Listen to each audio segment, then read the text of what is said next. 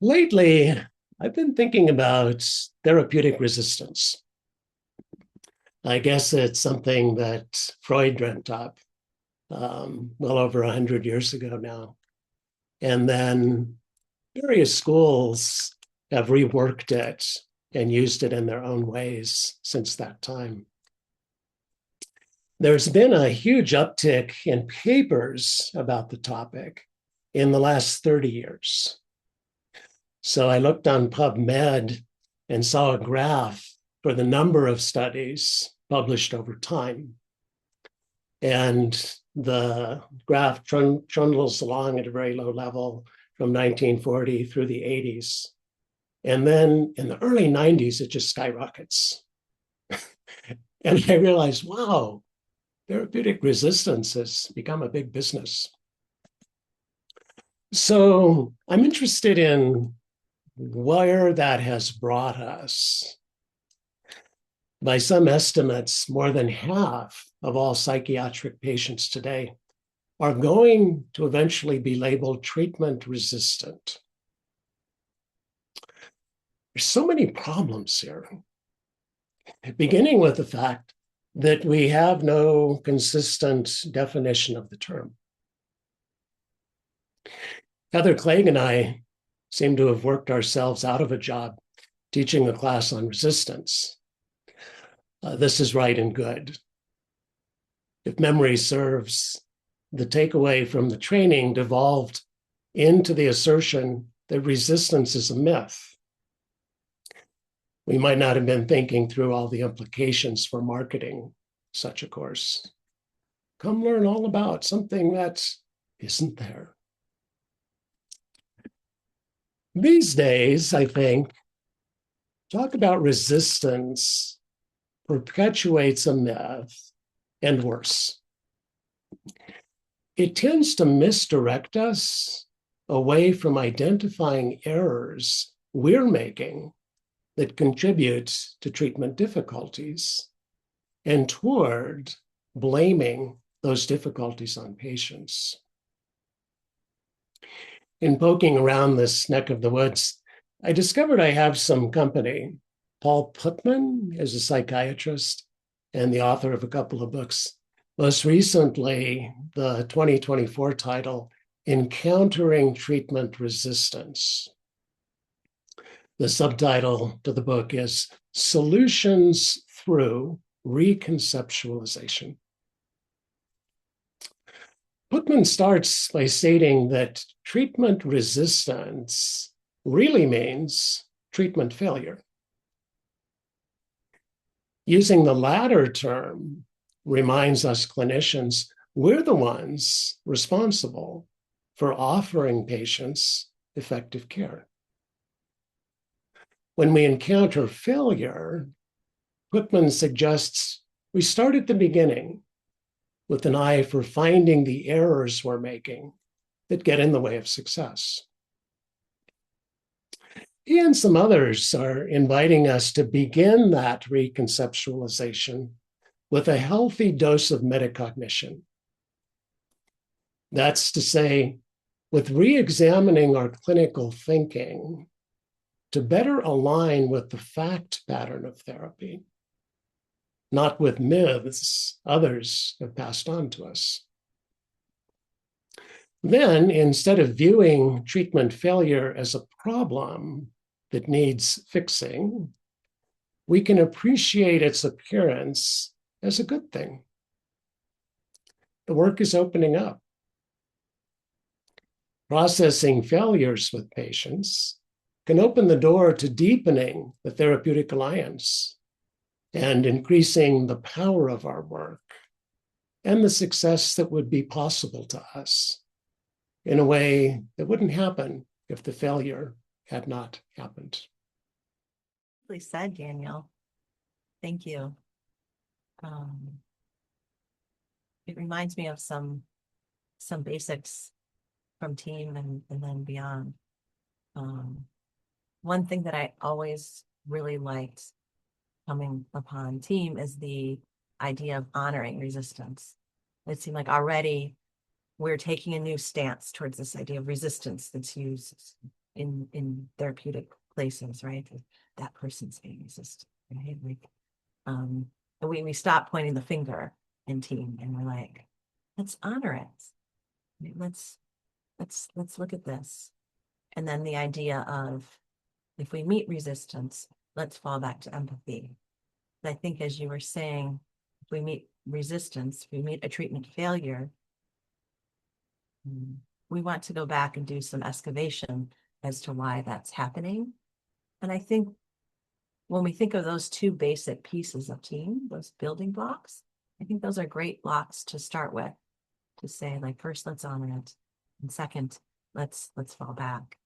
And falling back to empathy is a great thing to do. And it makes me think of, like, the curiosity, like being curious about this treatment failure. And empathy is one way to do that, or one place that we could be curious that we had a failure. There could be other ones.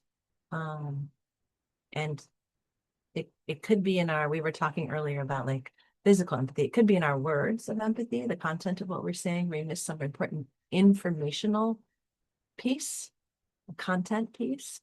Or it could be that we missed something maybe more subtle, but more important in terms of, like, connecting with our clients and really being with them deeply. And this idea of treatment resistance being a sign of treatment failure, and treatment failure being a sign of getting curious, looking for what happened. And if we go with that mindset of curiosity, think a traditional idea of resistance where there wouldn't be much curiosity, there might be some blame, which would be not so great. It's kind of like, ouch, right? But there's, like, finger pointing and unpleasantness and probably discouragement and not hopefulness. So when we can bring, like, curiosity and hopefulness and positive anticipation of what could happen with this treatment failure, I think that's when we're able to make a big shift. I was working with someone earlier today, and we were running up against a roadblock. And I hadn't even, fortunately, I'm happy that I didn't even have the idea of resistance in my mind. So it's so great when we can go from thinking of this old kind of resistance to, like, new and honoring, to even going beyond that. I was just like, gosh, I'm so interested in what's happening here. And I'm clearly not uncovering it yet, right? When I'm confused, when I'm like kind of great to embrace that confusion. I'm like, oh, there's a failure. Oh, let me be confused for a minute about why that's happening here. And what can we, what am I, I'm exploring in this direction. What other directions can I explore to find out what's happening? And suddenly the person said, like, oh, this problem. And I was like, oh, in my world, I thought the problem was this kind of problem. And you just told me it's this other, well, that we can solve, like, great, and I mean, not initially, but I thought, oh, it's so good. Now that I know what the thing is, now we can work on it. And if I hadn't been curious and allowed myself to be a little confused, a little bit, what's going on, and then dive in and listen, and then, like, oh, well, that's not what I thought was going on here. And then I still needed to think for a minute. I was like, give me a minute here. And, took that moment. But then we did something new that I hadn't done before, and it worked beautifully. And I felt in great alignment and joy with this person, that we discovered that, I don't know maybe we could come up with a new name for it. It's maybe not even resistance or failure, but this bump or this block or this, like, redirection, maybe, like, oh, this direct, I keep going this way, like, let's try this way over here. Like, I keep thinking that things, the map looks like this, and actually it's a little more like that. Yeah. I love trailing these directions. I bet Matt has some thoughts on it too. Oh, thanks, Leigh. Yeah, I have a number of random thoughts coming up.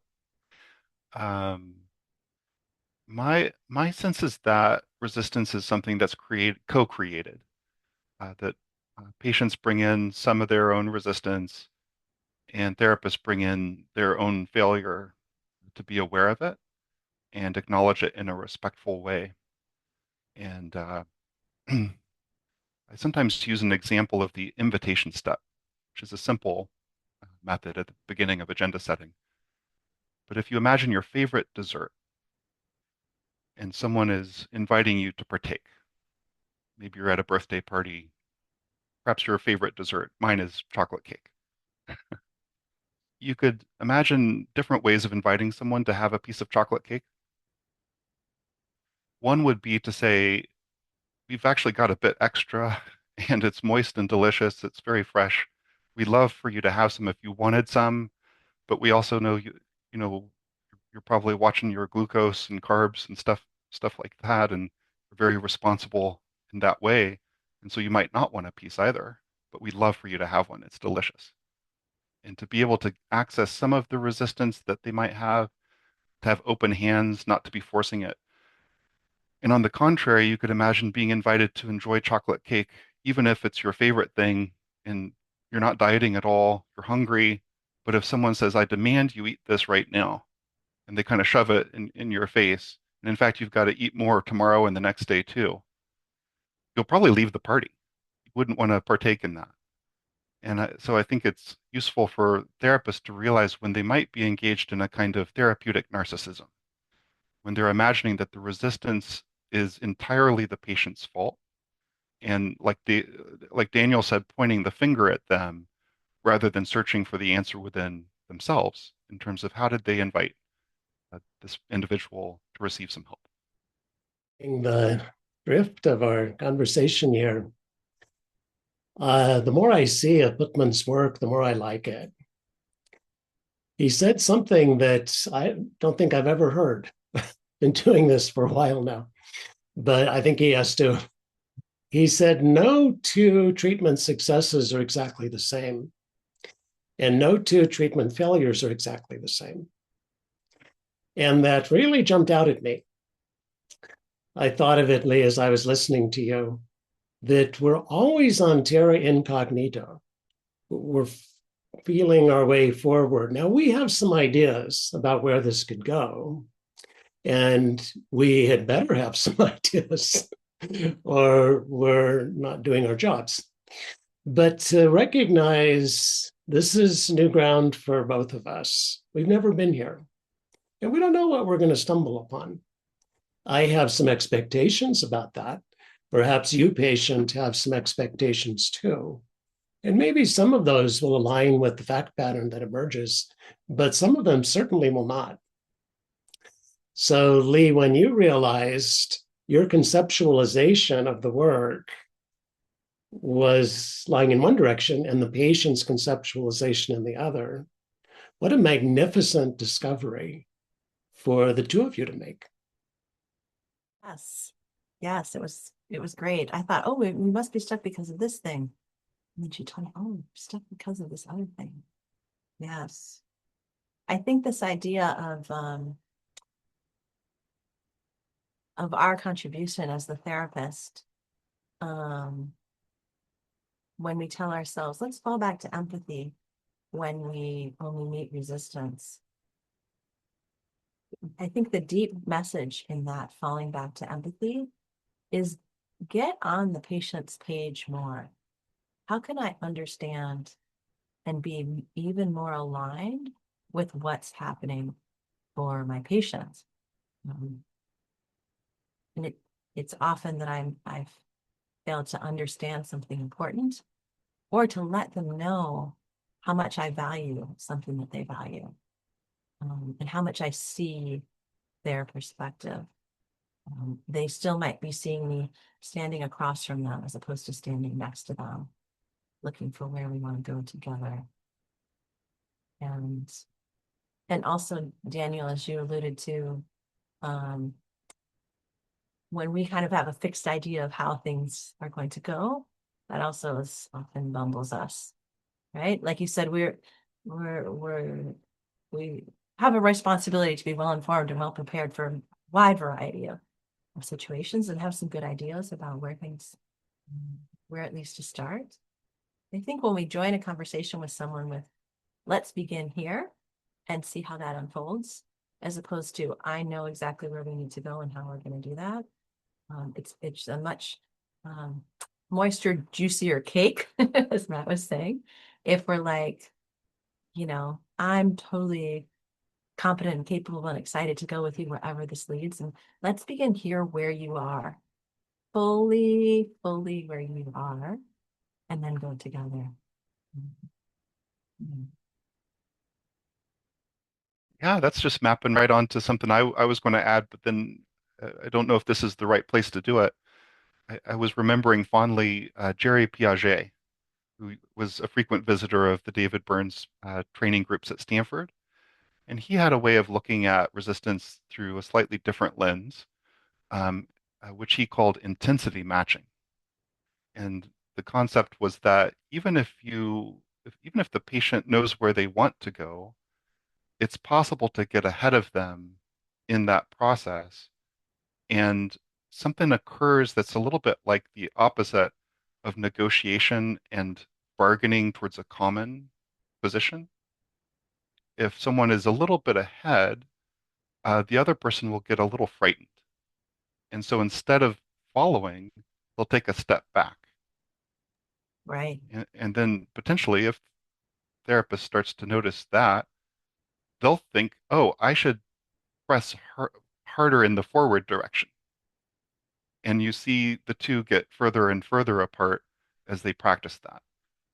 And like you were saying, Leigh, anytime you notice that and sense that resistance occurring, it's time to fall back to where our patients are, to be next to them rather than getting ahead of them. Oh, awesome. Yeah, I have this idea of come this way. No, back. Go.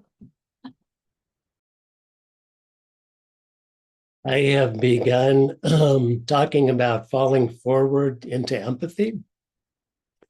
There seems to be this idea, oh, I have to go away from what I'm doing.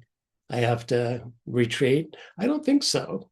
I think I move right in to what's happening in the room, in myself and in someone else. And that's our next step, to make the I feel statements, to do the feeling empathy. I think what Putman adds to that, which has been helpful for me, is the metacognitive piece. It's not just about emotion. It's about what am I thinking about what I'm doing here? What am I thinking about what that patient is doing here? I think one or both of you may have consulted with me when I was doing intensive therapy with someone. If you haven't, you should. And I remember writing down my negative thoughts. I'd identify I was feeling tense and with someone 6 hours a day for 5 days, right? Oh my God, no escape. Okay. Now my body's going, what's the cognitive piece? And I could write down probably a should statement, right? About what I should be doing, what they should be doing, and do some metacognition using the cognitive tools that we have at hand. And almost always that just clears things up. Because as my thinking clears, my vision clears, and then I see a way forward that I wasn't seeing when I had all of this cognition in the way of the human being in front of me. So I'm understanding that metacognitive work is actually being empathic work. Hadn't thought of it in that dimension before. I love that. I saw them all in front of our faces, all our shoulds and negative thoughts in front of us, clouding between us and the patient, right? And then like, oh, let's take one and put it on the paper here, on the paper here, and clear that space and see the patient. Daniel, I love that. I think it maps on well to the method change the focus. That if we're getting real stuck and, kind of butting heads with a patient and blaming them and thinking that they're, too resistant, that sort of thing, to open up with that, to notice it with them, to notice, oh gosh, I notice I'm feeling kind of frustrated and thinking to myself, we should be making more progress. And I'm wondering if that's putting pressure on you. that could be disrespectful to you, and you might be feeling a bit angry with me for insisting that we do something in your therapy session that's more for me. And what is that like for you? Could we talk about that? So I'm right with you there, Daniel and Leigh. Thank you. Beautiful example. No, thank you. What I'm noticing after a few minutes of conversation is that I feel more engaged, more interested, more curious, more excited to learn. And I always learn when I'm hanging out with Daniel and Leigh. And I'm excited because there's an opportunity coming up where the three of us will be teaching an advanced team CBT consultation course that's coming up here in January on Thursdays. And we've done this before, and it's one of the most rewarding experiences uh, of my life. I notice after every session, I feel invigorated and happy, and I just want to keep going and keep doing more. So we're back for another 12-week course. And if you feel the same way, if you'd like to learn from Daniel and Leigh and possibly from me, uh, you would be very welcome to join us. I hope you will. And I'll let Daniel and Leigh share a little bit more too about other trainings that they offer and their website uh, for us to consider other avenues to get access to this awesome training. Matt, I'm really looking forward to it. Also, I have the same feeling of just like, ooh, it's Thursday. We get to get together and learn together and be part of community together and um, share in this place where we all belong, we all learn and grow together. And we'll be getting together on Thursdays. We're going to be practicing case consultation. So we'll get to bring cases, participants will get to bring cases and get help on those cases. And they'll also get to practice be consulting with consultees and practicing their consulting skills as they prepare for level 4, Team CBT certification. So it'll be a great venue.